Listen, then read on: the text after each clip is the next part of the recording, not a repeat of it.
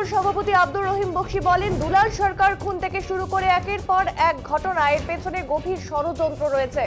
Police তদন্ত করছে, আশা করি অভিযুক্তরা ধরা পড়বে। কিন্তু পুলিশ ব্যবস্থা করতে না পারলে তৃণমূল কংগ্রেস কর্মীরা ষড়যন্ত্রকারীদের গুড়িয়ে দেবে, চুপ করে বসে থাকবে না, এই ভাষাতেই হুঁশিয়ারি দেন তিনি। আবার একবার জানাবো, পুলিশ ব্যবস্থা না করলে তৃণমূল কংগ্রেস কর্মীরা এই ধরনের চক্রান্তকারীদের গুড়িয়ে দেবে।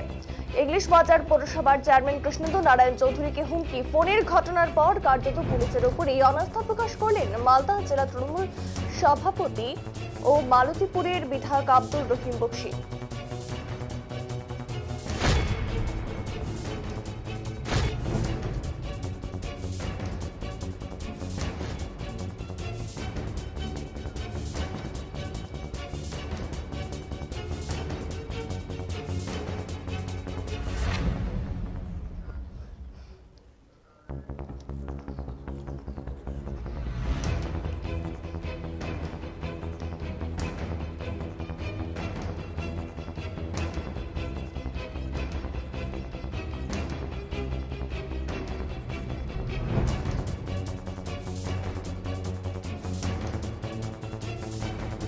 আমরা খুব চিন্তিত,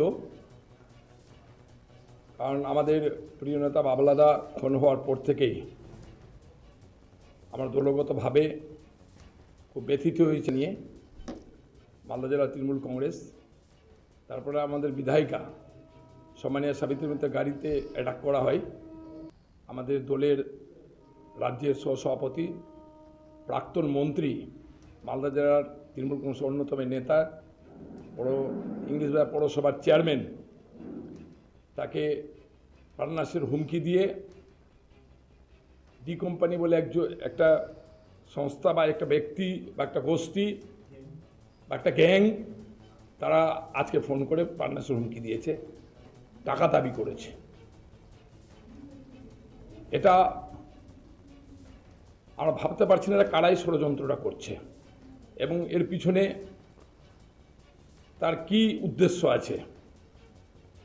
সামনে 2026-এ নির্বাচন, সেই নির্বাচনকে সামনে রেখে আমার মনে হয় যে মালদা জেলাকে শান্ত করার চেষ্টা করা হচ্ছে। সুপরিকল্পিতভাবে এই ধরনের আক্রমণ এবং কুচক্রান্ত করার চেষ্টা করা হচ্ছে। আমরা কিন্তু অনেক দিন মুখ বন্ধ করে রেখেছি, আর কিন্তু আমরা তৃণমূল কংগ্রেস কর্মীরা থেমে থাকবো না। পুলিশ তদন্ত করছে, পুলিশ তদন্তে সফলতা পাবে কিনা আমরা জানি না। বিগত দিনে সফলতা পেয়েছে পুলিশ, এটার ক্ষেত্রে পুলিশ সফলতা পাবে আশা রাখছি আমরা। ইতিমধ্যে আমরা খবর পেয়েছি যে মোবাইল থেকে মেসেজগুলো এসছে, তাদের কয়েকজনকে চিহ্নিতকরণ করা গেছে।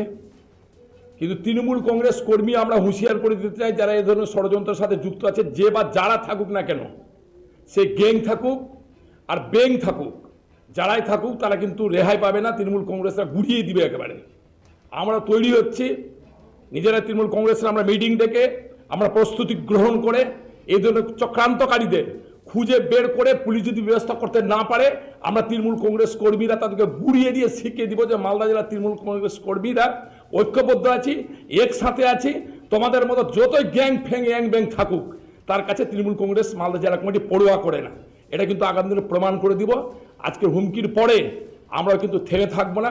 আমরা চ্যালেঞ্জ করছি, এই কুচক্রান্তকারী যারা আছে, তারা গ্যাংয়ের থাকুক আর ঘরের ভিতরে থাকুক আর বাইরে থাকুক আর আভ্যন্তরীণ থাকুক, যেই থাকুক না কেন, তাকে তৃণমূল কংগ্রেস মালদা জেলা কমিটির পক্ষ থেকে হুঁশিয়ার করে দিচ্ছি, সাবধানতা অবলম্বন না করলে আগামী দিনে তৃণমূল কংগ্রেস কিন্তু ছেড়ে কথা বলবে না।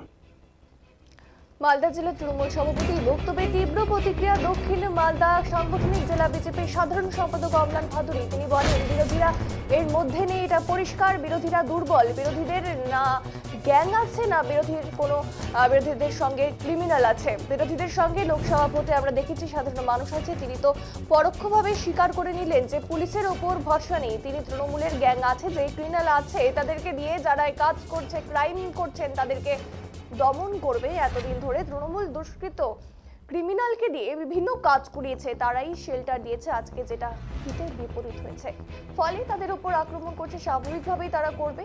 তারা যেভাবে ফুলে ফেপে উঠেছে যে তাদের টাকার দরকার, ফলে তাদের উপরেই আক্রমণ হচ্ছে।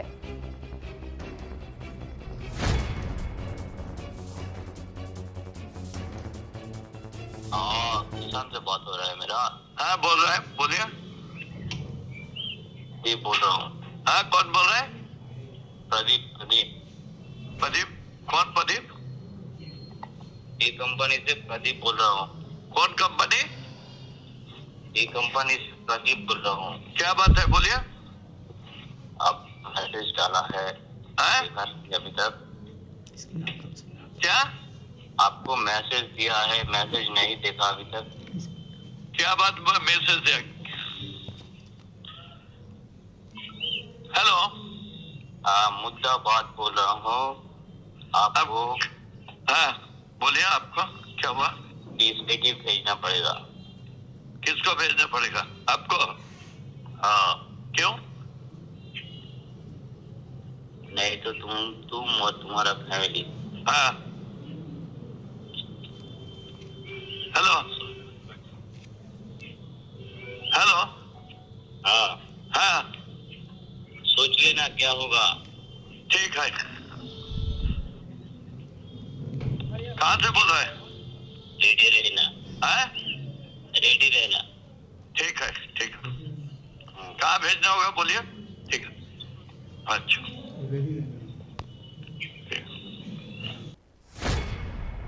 বিরোধীদের এরা এর মধ্যে নাই, এটা ক্লিয়ার।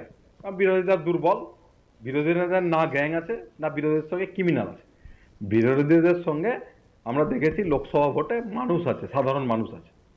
স্বাভাবিকভাবে তিনি এসব ভুলভাল কথা বলছেন। আর তিনি একটা কথা তো পরোক্ষভাবে স্বীকারই করে নেন যে পুলিশের উপর তার ভরসা নাই। তিনি তৃণমূলের যে গ্যাং আছে, যে ক্রিমিনাল আছে, তাদেরকে দিয়ে যারা এইসব কাজ করছে, ক্রাইম করছে, তাদেরকে তিনি দমন করবেন। আসলে বিষয়টা যেটা হয়েছে, এতদিন ধরে তৃণমূলের দুষ্কৃতী ক্রিমিনালকে দিয়ে এরাই বিভিন্ন কাজ করিয়েছেন, এরাই শেল্টার দিয়েছেন। আজকে সেটাই হিতে বিপরীত হয়েছে। ক্রিমিনালরা যখন তাদের উপরেই আক্রমণ করেছে, আর স্বাভাবিকভাবে করবে, কারণ তাদের যেভাবে তারা ফুলে ফেপে উঠেছেন, ক্রিমিনালদের টাকার দরকার, তাদেরকে করছে, এখন তাদের উপরেই আক্রমণ হচ্ছে। তৃণমূল নেতাকে খুন করাচ্ছে। আর এই ঘটনাটাও যদি তৃণমূলের কেউই করিয়ে থাকেন কৃষ্ণেন্দ্র চৌধুরীর উপরে, তাহলে সেটা বেরোবে। তো একটা ভালো হয়েছে যে পুলিশের উপরে তার ভরসা থাকছে না, আমাদেরও ভরসা নাই পুলিশের উপর। এবং এটা পরিষ্কারভাবেই আমরা বলছি যে রাজ্যে পুলিশ কোনো কাজ করছে না, ল অ্যান্ড অর্ডার মালদা জেলায় নাই। এবং তিনিও পরোক্ষভাবে স্বীকার করে নিয়েছেন, এবং তার যে গ্যাং আছে সেটাও তিনি স্বীকার করেছেন। তো ঠিক আছে, তার যা ক্রিমিনাল আছে সেটা দিয়ে যদি আরেক ক্রিমিনালদের তিনি দমন করতে পারেন, খুব ভালো কথা। কৃষ্ণেন্দু নারায়ণ চৌধুরীকে হুমকির ঘটনা ইতিমধ্যেই কালিয়াচক থেকে 3 জনকে আটক করেছে পুলিশ। তবে পুলিশ সূত্রে খবর, তাদের জিজ্ঞাসাবাদ করে তেমন কোনো সূত্র মেলেনি। পুলিশের অনুমান, ফোন করে অথবা ইন্টারনেট সিস্টেমকে ব্যবহার করে হুমকি দেওয়া হয়েছে কৃষ্ণেন্দু চৌধুরীকে। নেওয়া হচ্ছে সাইবার বিশেষজ্ঞদের পরামর্শ।